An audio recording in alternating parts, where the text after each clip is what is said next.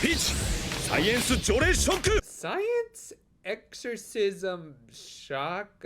How exactly does that work? Science. Oh, science. Oh, okay, that makes perfect sense. We opened this one with the girls taking some remedial courses, which, yeah, would kind of figure after about 34 episodes worth of skipping classes to save the world and all that jazz. Granted, it's a little surprising that it's happening in this show of all things, but more on that in just a bit. Elsewhere, there was a photo shoot that wasn't going the greatest due to the wild and plant life, at least according to the models. The girls in a nutshell. Of course, these plants, let's not be rude, were infected with a black light and didn't appreciate the mislabeling. This set off Peach to deploy the girls, or not, as the plants just as quickly receded when the models didn't come back. However, the girls were asked to be on standby just in case. This gave them more time to reflect on the whole superheroine thing. Now, this is actually something I really like to see in my superhero media, as long as it's done right. Being a superhero kind of sucks. It eats away at most of your social and personal time, and unless you're sanctioned by a larger entity like the government, it isn't going to help with your finances, and will more likely skyrocket your health insurance. And yet, surprisingly, this more laid-back magical girl anime has kind of remained consistent with this theme. The girls have suffered from fighting crime 24/7, resulting in sleep deprivation, irritability, and now here, a loss of a sense of identity as their superheroine personalities were starting to take over their lives. Sure, the show isn't quite as fleshed out or nuanced as, say, something from Peter Parker, before he used and abused that trope, but at the same time, it is handled well, and is something I do want to see in my other toy superhero shows. Anyway, to match up with this theme of not getting names right, the plant's fully transformed after a few more weed comments. Man, 420 must be the worst day for these guys. Though, not too surprisingly, and in spite of having the voice of the OG Precure final boss, the plant monsters weren't that much of a challenge for the girls. As a result, and after hearing their legit sympathetic backstory of what getting sentience from the black light was like for them, they sympathized with the plant's mislabeling plight to the point that they tried to get the E-girls to apologize, but of course, they didn't, and instead made everything about themselves. In fact, they figured that they could benefit from the plants attacking them and getting some victim points. As always, I must emphasize how this show from the late 2000s remains relevant even to this very day. And unfortunately, this concept soon went viral with every Karen in the city trying to take advantage. Thus, once again, the girls had to save these monsters from the real monsters, which, let's be honest, when dealing with these sorts of chicks, this is perfectly justified self-defense. With that, this nice little first half of the episode ended with the plant monsters being reverted back to normal, and the girls replanting them while referring to them by their many technical names they actually had that wasn't just weeds. The second half of the episode opened on him watching a portable DVD player. Wow, that's a blast from the past. And being from the Edo period, he was of course watching historical dramas to learn more about that time. In this case, he was learning about Tsunayoshi Tokugawa, a shogun who reigned before Genai Hiraga was even born, so him probably never even met the shogun. If he did, he might have actually liked the guy for reasons we'll get into in just a bit. Still, even if he was staying away from Tokyo City until the winter ended, he could still remotely awaken Tsunayoshi's ghost to have him possess the mare. This resulted in him putting on some very stereotypical samurai wear, and then enacting a new, or rather, old law for the ghost.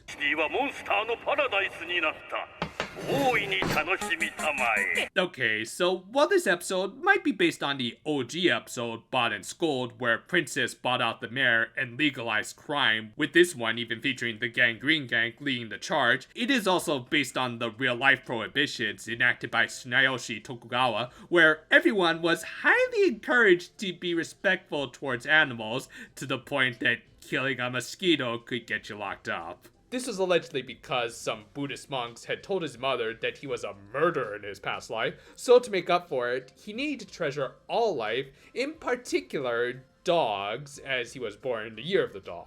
Thus, as the shogun, he made it so that harming a dog could get you executed. Yeah, kinda sounds insane, doesn't it? Though, to be fair, there are disputes over the validity of these stories. Tsunayoshi's laws referred to all life, human and animal alike. Thus, people weren't being punished for just one JoJo reference, but rather continuous abuse of their fellow man and animal. Which, isn't that much different than our current laws against animal cruelty and homicide, thankfully. So yeah, stuff like the mosquito story were more likely just overblown propaganda against the guy.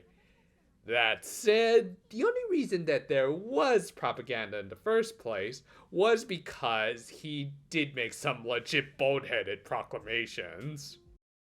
By having not enforced any control over the dog population, and in fact encouraging their development, major cities ended up getting overrun with them and their droppings. Thus, Tsunayoshi commissioned large kennels to be built in the capital. Really fancy kennels where the dogs were given plenty of space and fed fish and rice on a daily basis. All of this paid with taxpayers' money. I mean, yeah, I like dogs as much as the next guy, but I would never pay to let the stupid mutts eat better than me. But because Tsunayoshi was a devout believer in Buddhism, to the point he also used taxes to pay for the construction of more temples, he overdid it with the aforementioned teachings he had gotten from them. As a result of this blatant favoritism towards one side, he earned a lot of ire and the derogatory nickname of the Dog Shogun. Not helped by the fact that there are accounts that allege that he was assassinated by his own wife when he tried to adopt a child of one of his consorts.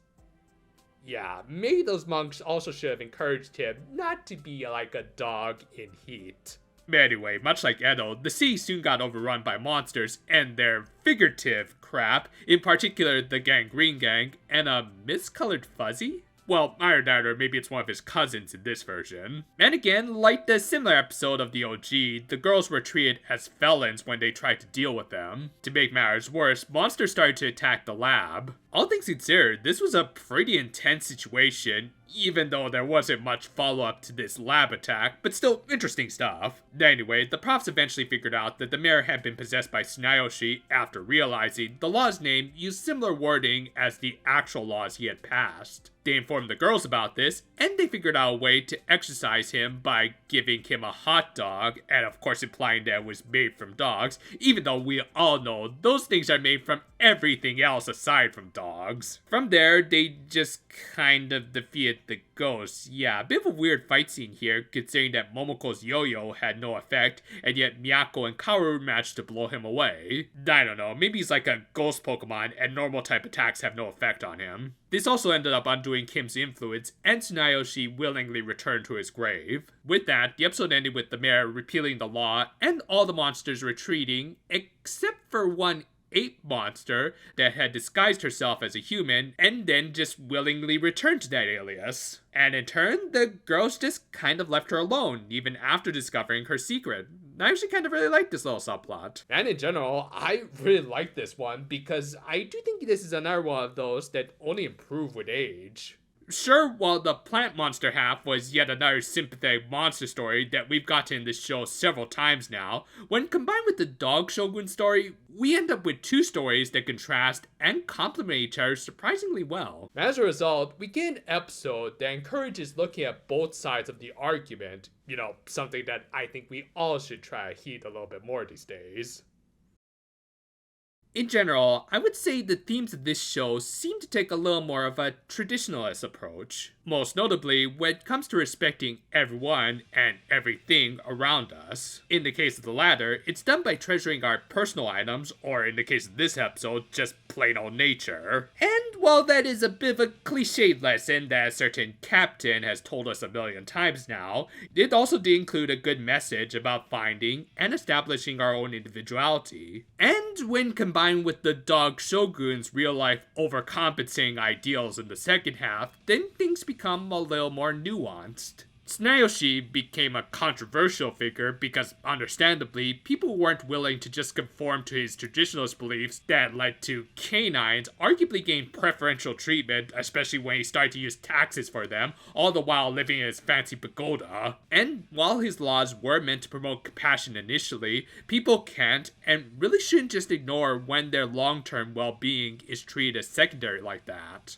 Thus, he became a perfect talking piece for a message about finding a proper balance of preserving nature as well as ourselves. While showing compassion is nice and everything, it would all be pointless if we just let outside forces completely dictate our lives. If anything, it's more compassionate to seek compromise. The monster at the end of this episode was a good example, as while the girls could have easily taken her in, she showed no real hostility and was more than willing to just go back to living amongst the humans, so they just let her be. This is all really good storytelling that gets across some premature messages that more than makes up for the lackluster action direction, and some unresolved stuff like the siege on the Utonium lab going nowhere. Still, overall, this was a really nice episode that not only provided a history lesson, but also encouraged us to look a little more in and outwards. While you should treat your fellow man and dog nicely, you should also remember your own name and value to this world. Currently, we're working on finishing up the Tropical Rouge manga review,